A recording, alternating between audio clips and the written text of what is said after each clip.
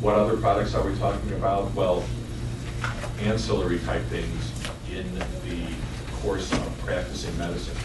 Sexual abuse allegations. We see, it's kind of common. That's a coverage that's now built into most medical malpractice policies.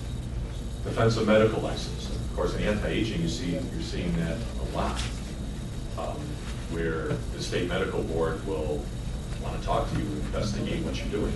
Because maybe you got some complaints. Maybe most of the time, the complaints comes from another doctor that doesn't like what you're doing.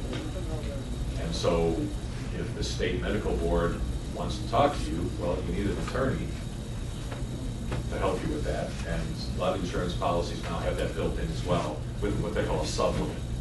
You have $1 million limit of liability for medical malpractice. They may have a $50,000 sublimit for defensive license.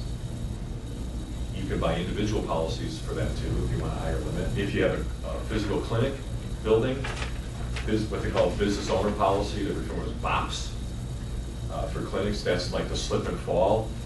That's to cover fire and theft, employee theft, what they call business personal property, which is like your machines, your computers, all the physical machines that you have inside of your clinic. And that will cover things like that. It's typical policy like that runs like $500 to $800 a year. And it provides typically up to $2 million worth of coverage. Patients are coming in and out of your office all day long. In fact, your landlord probably will require you to have that because they don't want to be liable for anything that happens in your office with your patient. And that's a list of what is under a common business owner's policy. Business interruption, a lot of people don't have that. And we actually have a policy now that's separate. If you're a physician and you branded yourself, you're basically, if for some reason you become disabled, your practice shuts down for 4 to 6 months, you get surgery or something like that. And I just had a physician call me the other day and told me she has to have surgery. And how is that going to impact my policy? And I said, well, this is where the business interruption comes in, because while she's away recuperating, the business interruption insurance will pay for her rent, her salaries, her fixed costs, to kind of bridge that gap until she can get back and start practicing again. I talked about business person. Non-owned auto is, if you use automobiles in any way, shape, or form in the course of your practice, typically, driving checks to the bank or driving to pick up supplies or something like that. Most of you don't have a company car for that. You're using one of the staff's cars or your own. That's called non-owned auto because it's not owned by the clinic. Well, if you're on your way to the bank to deposit checks and you get in an accident, sideswipe a school bus, that's the individual say, well, shouldn't that impact my personal insurance because I was driving the car for work? That's what non-owned auto is. Workers' comp is kind of like a statute-driven type insurance. The state might mandate that you have to have workers' comp. They'll say things like if you have more than 5 employees, you have to have it.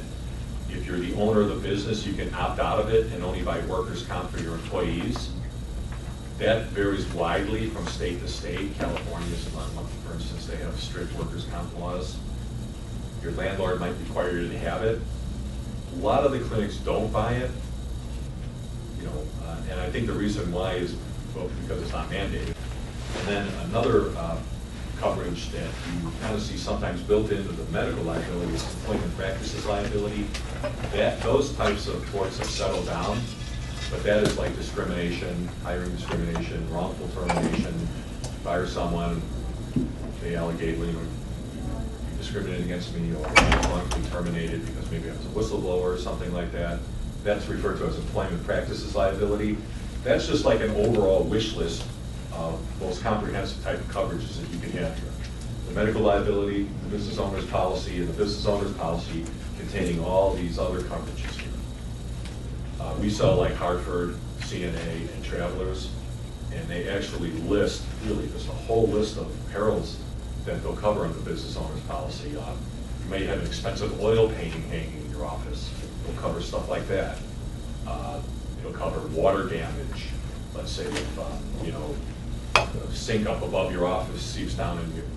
It's not, actually, the best way to phrase it is everything other than medical liability would be covered under this. So the two combined together with a very broad business owner's policy, you'd have the best coverage you can get from